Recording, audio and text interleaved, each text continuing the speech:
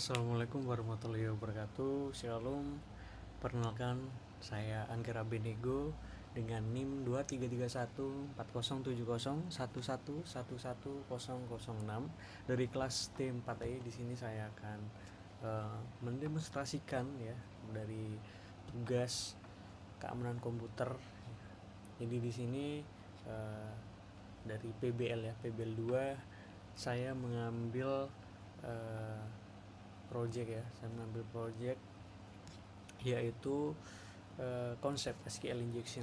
Kenapa saya mengambil SQL injection? Karena menurut saya juga ini sangat menarik untuk saya bahas, untuk saya pelajari juga ya. Dari SQL injection ini dalam PBL ini saya menggunakan Laravel ya. Saya menggunakan Laravel.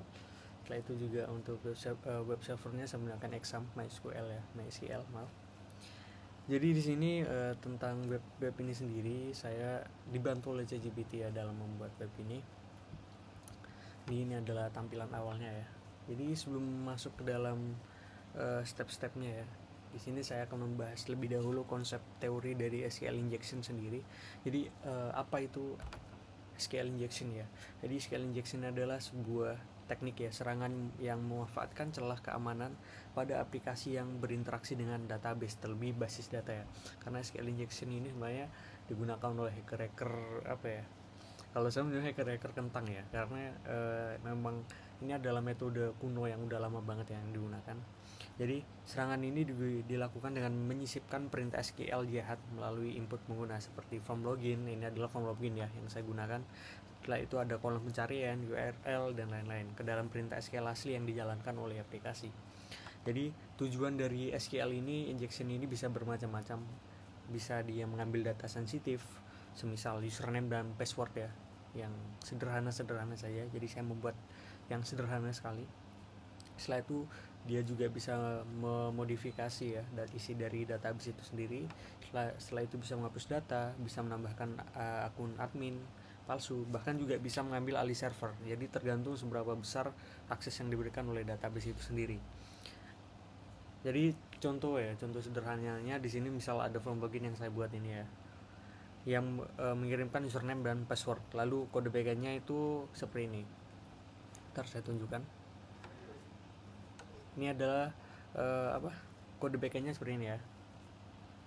Ada username, requestnya input ke username. Di sini saya hanya mengambil username dan password saja ya.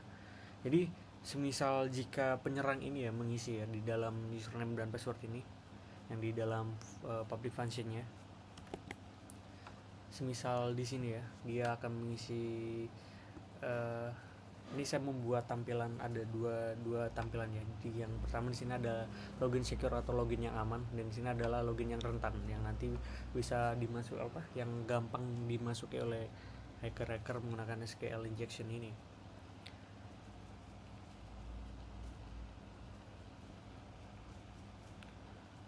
Oke, jadi nanti saya akan menjelaskan lebih lanjut ya di step keduanya. Jadi kenapa ini sangat rentan sekali atau gampang sekali dimasukkan oleh hacker-hacker kentang ini ya, karena di sini dia ini hanya login, bypass loginnya ini hanya bisa ditembus lewat password saja. Jadi penyerang ini bisa mengambil seluruh isi tabel yang ada di database ya. Ini user ini saya memakai data dummy ya. Ini nama, email, terus ada nama dan juga passwordnya admin. Ini adalah data dummy yang saya ambil ya. Jadi kenapa ini bahaya ya? Kenapa ini bahaya? Karena nih misal contohnya saja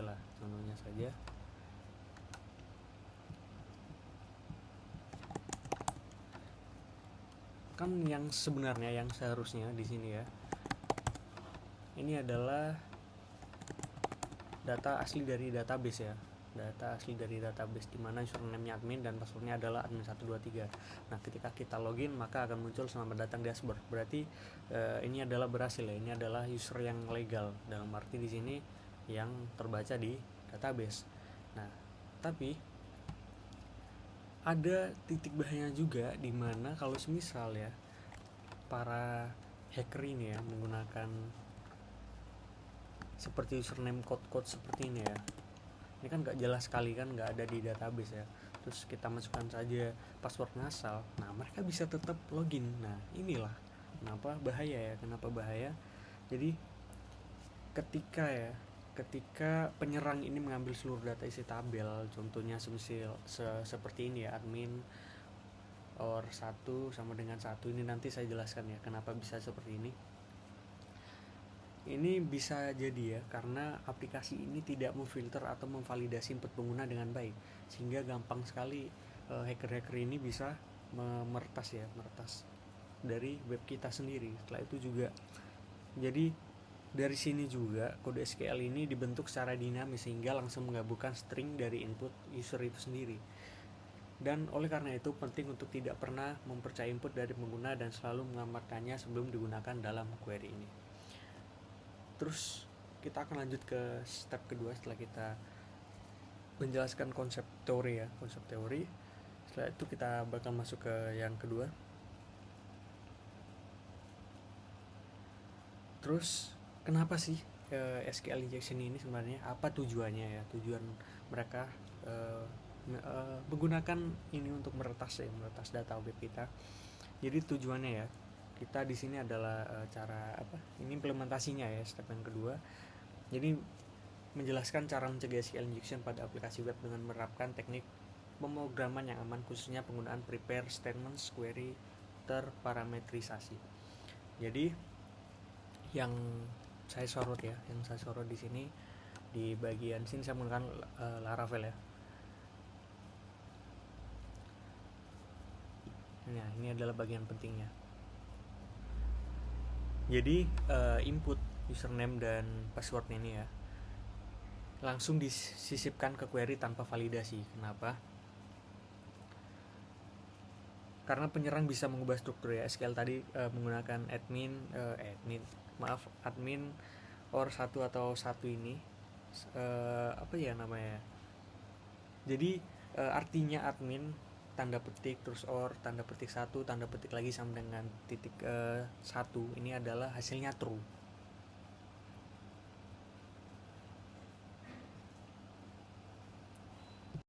Nah, di sini saya akan menjelaskan yang admin ini ya, yang seperti karakter seperti ini, admin terus tanda petik or tanda petik lagi 1 sama dengan 1. Jadi ketika input yang masuk ke database ini yang seharusnya berisikan username-nya ini seperti admin, terus juga password-nya semisal admin 1 2 3 ini. Nah, tetapi yang dimasukkan oleh hacker ini dia memasukkan query atau di form ini tidak penting, karena setelah itu ada tanda ini ya, mereka memasukkan seperti apa ini namanya, ada tanda petik lah, terus juga ada kata or di sini 1 sama dengan 1. Jadi artinya di sini setiap input ini akan selalu dianggap true karena 1 sama dengan 1 atau alias true, dan or adalah kondisi dimana jika ada salah satu atau lebih dari 2 lebih input. Jadi ada salah satu atau lebih ya, jadi lebih dari 2 atau lebih input true, maka autentikasi ini akan dianggap true oleh sistem karena mereka hanya mengecek username saja, tidak melalui passwordnya. Jadi ketika username ini dimasukkan seperti ini ya, maka sistem ini akan menganggap ini adalah true. Dan password pun bisa diisi suka hati karena di belakang tanda petik ini hanya dianggap sebagai sintak komen pada SQL. Jadi seperti itu ya. Nah, langsung saja kita ke demonya. Ini kita sebagai user yang normal sesuai di database ya. Di sini saya udah menambahkan ya dengan nama username-nya admin dan passwordnya admin 123. Admin 123, kita login secure. Nah, ini berhasil ya, selamat datang di dashboard, login berhasil. Coba kita menggunakan yang ilegal tadi ya. Yang ilegal ini kita gunakan di login yang aman, bukan di login yang rentan. Kita coba. passwordnya kita asal. Apakah dia berhasil? Nah, login gagal. Karena apa? Karena di login secure yang aman ini kita sudah di dalam code kita ini sudah kita mitigasi ya, kita mitigasi sebelumnya. Terus sebelum kita coba lagi ya, jika kita lakukan ini di login yang rentan ini. Jadi ada dua form yang saya gunakan untuk membedakannya agar gampang ya. Nah, semisal di sini kita pakai yang normal ya, masih normal. Kita login. Nah, berhasil. Tapi ketika ini sudah seperti ini, kita masukkan QWERTY-nya ya. Terus kita asal saja, tetap bisa berhasil masuk. Karena konsep itu tadi ya, bahwa 1 sama dengan 1 ini bisa dianggap true. Jadi permasalahannya adalah di sini ya. Nah, apa yang terjadi? Jadi aplikasi ini akan menganggap login berhasil dan membawa kita ke halaman dashboard admin tanpa mengecek password. Jadi code kita yang awal dari code awalnya seperti ini ya. Saya menunjukkan.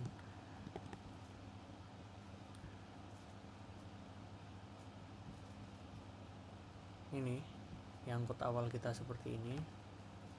Yang terpenting disorot yang username password ini ya.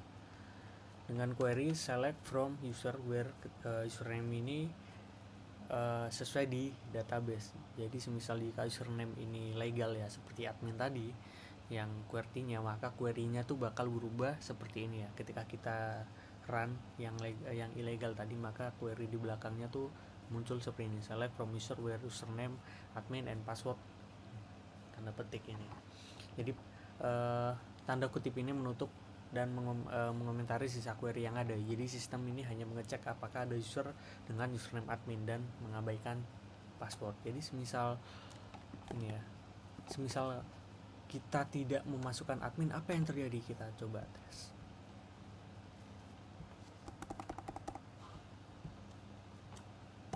Harusnya nggak bisa ya. Nah, login gagal. Kenapa? Di sini.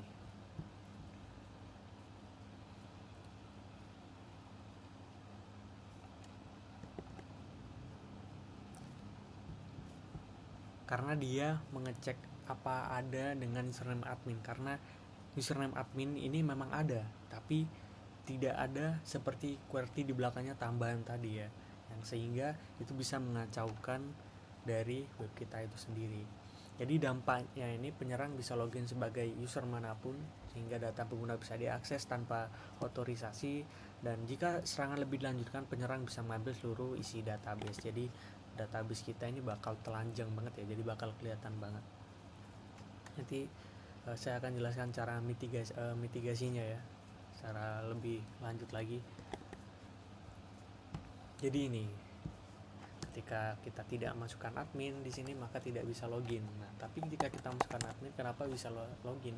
Karena di localhost ini memang ada nama admin, jadi dia bisa masuk. Kalau nggak kita masukkan admin, dia nggak bisa masuk ya.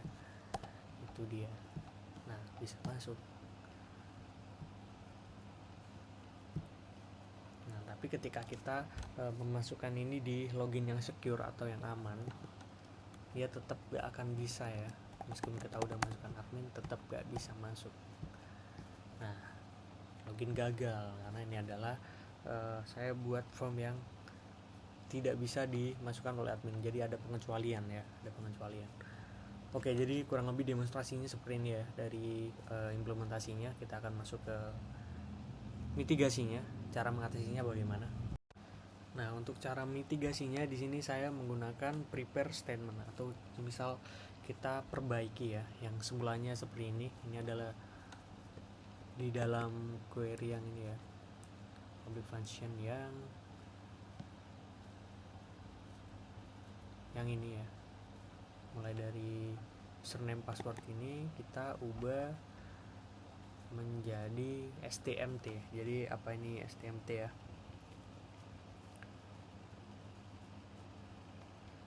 Jadi menggunakan prepare statement ini ya. Jadi dia nanti bakal bertindak sebagai placeholder yang tidak bisa dimanipulasi menjadi kode SQL. Jadi secara otomatis ini dia bakal melindungi input dari injeksi karena tidak akan dianggap sebagai string literal, jadi bukan kode. Kita coba apakah bisa nanti ya.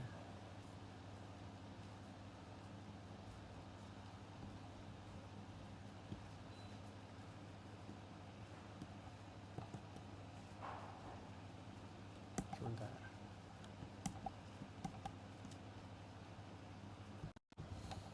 Nah, jadi solusi terbaik ini adalah menggunakan prepare statement. Jadi contoh amannya ya, di sini kita ganti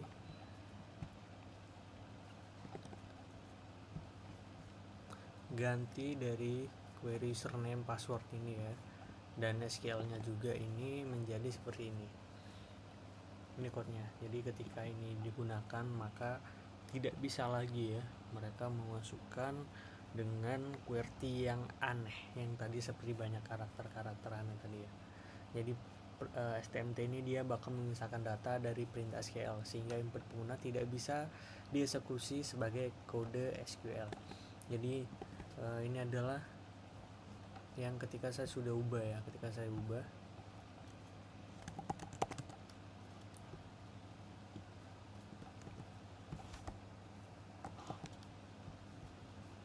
nah kita masukkan ya.